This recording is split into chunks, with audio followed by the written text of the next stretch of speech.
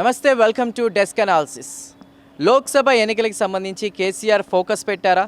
అంటే తెలంగాణలో కాంగ్రెస్ ప్రభుత్వం ఏర్పాటు అయిన తర్వాత అసెంబ్లీలో అక్కడ ఓటమి చవిచూసిన కేసీఆర్ ముఖ్యంగా లోక్సభ ఎన్నికలకు సంబంధించి సత్తా చాటాలనుకుంటున్నారు.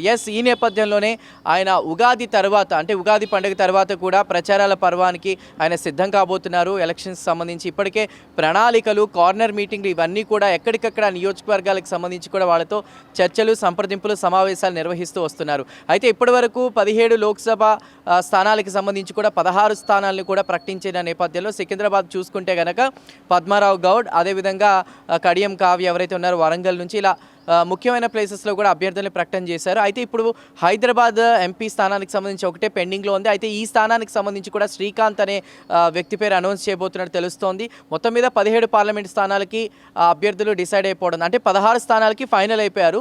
కానీ హైదరాబాద్ స్థానం విషయానికి వస్తే, సికింద్రాబాద్ విషయానికి వస్తే కనుక పద్మారావు గౌడ్ని ఫైనలైజ్ చేశారు. ఇక మరి హైదరాబాద్ విషయానికి వస్తే కనుక శ్రీకాంత్ ఇక్కడ నుంచి పోటీ చేయించే ఆలోచనలో కేసీఆర్ ఉన్నట్టు ఈ నేపథ్యంలో శ్రీకాంత్తో మాటలు అవన్నీ కూడా జరిగినట్టు తెలుస్తోంది. సో ఈ నేపథ్యంలో ఒక రకంగా చూసుకుంటే 17 స్థానాలు కంప్లీట్ అయిపోతున్న నేపథ్యంలో కూడా మరి ఇంకా నెక్స్ట్ ఏంటి? ఎలక్షన్స్కి ముందు ప్రచారాలు స్టార్ట్ చేయబోతున్నారు. అంటే ఒక రకంగా ఇప్పుడు ప్రచారాలు స్టార్ట్ చేసినప్పటికీ కూడా కవిత అరెస్ట్కి సంబంధించి, ఈడీ విచారణకి సంబంధించి కూడా మాట్లాడిన కేసీఆర్ అరవింద్ కేజ్రీవాల్కి సంబంధించి కామెంట్ చేయడం జరిగింది.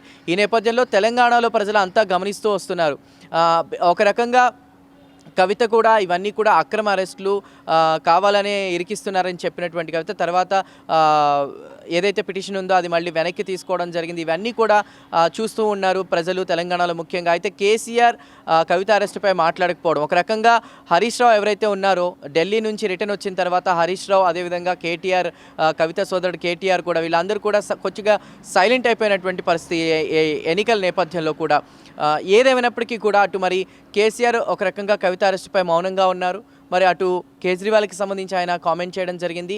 మరోవైపు ఇక అభ్యర్థుల లిస్టు కూడా ప్రకటించేసిన తర్వాత కొంతమంది కూడా ఇప్పటికే రాజీనామాల పర్వం కొనసాగుతున్నప్పటికీ కూడా బీఆర్ఎస్కి సంబంధించి ఒక లిస్ట్ అయితే తయారైపోయింది, దాన్ని రిలీజ్ చేయడం జరిగిపోయింది. ఈ నేపథ్యంలో ఇక మిగిలి ఉన్నది ప్రచారాలే కాబట్టి ప్రచారాల్లో దూసుకువెళ్లాలని కేసీఆర్ భావిస్తున్నారు. మరి ఇక్కడ అరెస్టుల నేపథ్యం, అదేవిధంగా ఒక రకంగా ఆల్రెడీ అసెంబ్లీలో ఎన్నికల్లో ఓటమి చవి చూశారు. మళ్ళీ కాంగ్రెసే లోక్సభ ఎన్నికల్లో కూడా రాబోతుంది. దానికి కాంగ్రెస్ కూడా గట్టిగా కృషి చేస్తుంది. మరి ఈ ప్రచారాల పర్వంలో కేసీఆర్ ఎలా ముందుకు వెళ్ళబోతున్నారు? ఇప్పటికే ఎలా అయినా లోక్సభ ఎన్నికలకు సంబంధించి సత్తా చాటాలని కార్నర్ మీటింగ్స్, ప్రణాళికలు, సమావేశాలు నిర్వహిస్తున్న కేసీఆర్ మరి అభ్యర్థుల ఫైనలైజ్ అయిపోయిన తర్వాత మరి ఈ ప్రచారాల్లో ఎలా హోరెత్తించబోతున్నారు?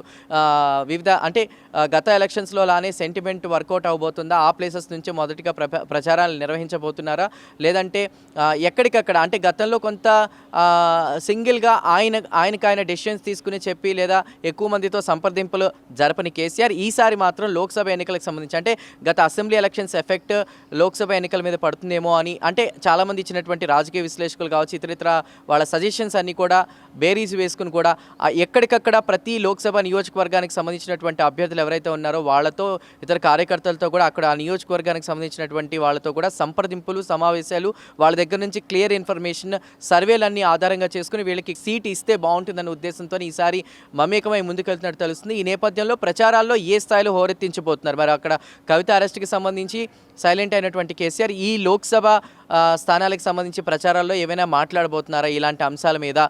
మరోవైపు అటు కేటీఆర్, హరీష్ రావు ఎలా ప్లాన్ చేస్తున్నారు? ఓవరాల్గా బీఆర్ఎస్కి సంబంధించిన అధినేత కేసీఆర్ అయితే ఎక్కువగా లోక్సభ స్థానాలకు సంబంధించి ఫోకస్ పెట్టినట్టు తెలుస్తుంది. ఈ ఫోకస్ నేపథ్యంలో సత్తా చాటడానికి ఇక ఉగాది తర్వాత కూడా ఒక అంకురార్పణ జరిపి ప్రచారాల పర్వంలో దూసుకువెళ్లేలా బీఆర్ఎస్ ఆలోచిస్తుందని మనం చెప్పుకోవచ్చు.